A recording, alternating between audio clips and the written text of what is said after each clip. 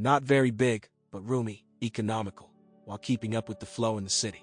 I wanted the car to be in addition cute, as well as inexpensive, such as the Mazda Demio, which appeared in 1996 in Japan, and a couple of years later in Europe. The model was created in a fashionable style for modern compacts, something between a tall station wagon and a small minivan.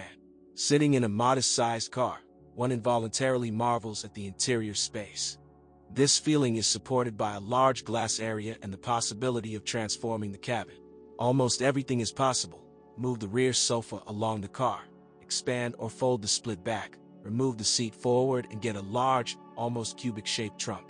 And also, to turn the seats into 1 or 2 berths. Few modern cars can't do this.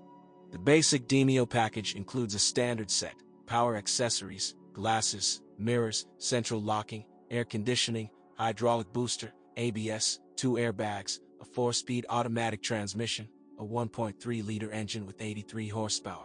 The European version, by the way, is noticeably poorer. The engine of the same volume produces only 63 or 75 horsepower, a mechanical or 3-speed automatic transmission, hydraulic booster. Everything else is for a fee. There is also a modification with a 1.5-liter engine with 100 horsepower. A car with this engine was offered at home and in Europe. It is difficult to find fault with the driving qualities of the Demio.